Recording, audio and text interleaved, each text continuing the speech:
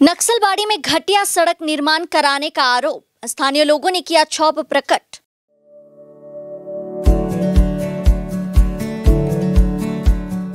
Pampered, not just a hospital, but a mother.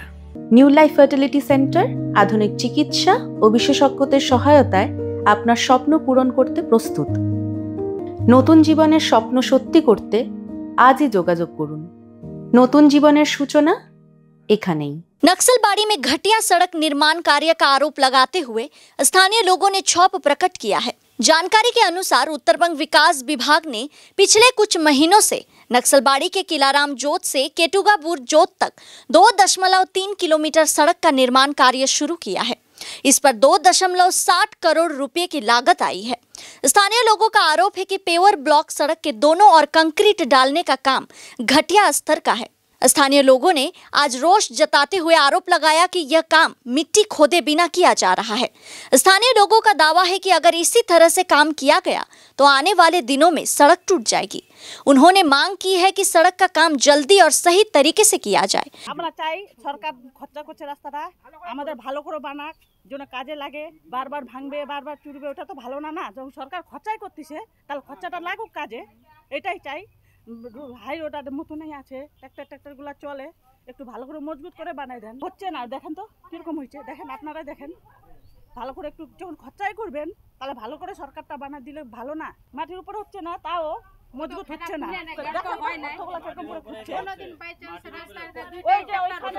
সকালবেলায় তো এই যে এরকম করে লাগাইছে, গর্তটা আছে এখানে ফাউন্ডেশনটা লাগছে। ওরকম করলে কি হবে না? ঠিক করে করতে লাগবে বলেন আপনারাই।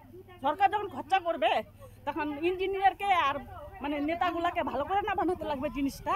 আমাদের দেখেন রাস্তাটা শুরু করছে, একবার তো হয় না, বারবার রাস্তা এই যে গর্তর যে করছে, গর্ত একটু বেশি করতে লাগতো, রাস্তার উপর থেকে ঢালাই করে দিছে।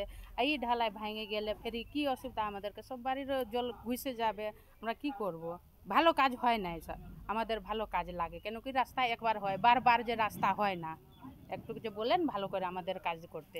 আর দেখেন ওর জন্য তো এরকমই কাজ হয়, দেখলে এরকম কাজ হয়। তো আমরা চাই একটু রাস্তা ভালো করে বানাই দাও, গর্ত করো, উপা কাজ ভালো করে করো। কেন এই রাস্তা আছে, গাড়ি ঘোড়া পুরা চলে, একবার কোনো দিন স্কুলের গাড়ি দুইটা গাড়ি হয়ে যায়, ভেঙে যাবে। দেখেন তো কিরকম করছে, কোথায় যাবে, উপর থেকে ঢালাই করছে, একটু গর্ত করে ঢালাই করতো না। আর কোটি কোটি খরচা তো হবে, ওইটা তো আমরা জানি না, লেকিন রাস্তা তো আমাদের ভালো লাগে।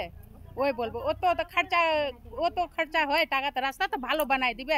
রাস্তা তো একবার হয়, বারবার হয় না। এই রাস্তা কতদিন পরে এখন শুরু করছে রাস্তা বানার জন্য। অসুবিধা কি, রাস্তাটা ভালো হচ্ছে না। এই উপরে রাস্তাটা বানাই দিচ্ছে, এই রাস্তাটা 6 মাসও যাবে না। আর সকালে হলে ট্রাক্টরগুলো পুরো চলে, তারপরে ভেঙে গেলে কে বানাই দিবে রাস্তাটা? কি বস্তির লোকরা কেউ বলে না। আমাদের কি ওরা বানাই দিলে তো আমাদের ভালো হবে, ভালো করে বানাই দিলে। কিন্তু এরকম উপরে বানাই দিচ্ছে এটা হবে না, কিন্তু ভালো করে বানাইতে হবে। গাছগুলোটা ভালো হচ্ছে না, উপরে হচ্ছে, কিন্তু ভিতর থেকে বানাইতে হবে, তারপরে রাস্তাটা ভালো হবে। রাস্তাটা যেন ভালো হয়, রাস্তাটা হচ্ছে না ভালো। কতদিন, কয় মাস হলো? 1 মাস হলো কাম হবে। আমরা ভালো চাই, বস্তির গ্রামের রাস্তা ভালো চাই। অনেক টাকা খরচা হোক, টাকা খরচা হলে তো ভালো, তারপর রাস্তাটা ভালো হবে, মজবুত হবে রাস্তাটা। এমনি বানাই দিচ্ছে, রাস্তাটা কয়দিন যাবে? 6 মাসও যাবে এই রাস্তাটা। সকালে হলে एकदम गाड़ी पूरा चले। इस संबंध में मनीराम ग्राम पंचायत के प्रधान गौतम घोष ने कहा कि उन्हें अभी तक ठेकेदार के खिलाफ घटिया काम की कोई शिकायत नहीं मिली है। हालांकि घटिया काम बर्दाश्त नहीं किया जाएगा। उन्होंने आश्वासन दिया कि आज ही ठेकेदार को बुलाकर काम की जांच कराई जाएगी। দেখুন, প্রথম কথা হলো যে আমি আপনাদের মাধ্যমে এটা জানতে পারছি, আমাকে বা আমার অফিসে এখনো অবধি কারা মানে কেউ বা কারা কোনো কমপ্লেন আমাকে জানায়নি। তো যদি এরকম হয়ে থাকে তাহলে আমরা সেটা নিশ্চয়ই এজেন্সিকে ডেকে, এজেন্সির সঙ্গে আজকে আমি ডাকাবো এজেন্সিকে, এবং সেটাকে সরঞ্জামে তদন্ত করে কোনো নিম্নমানের কাজ হতে দেওয়া যাবে না।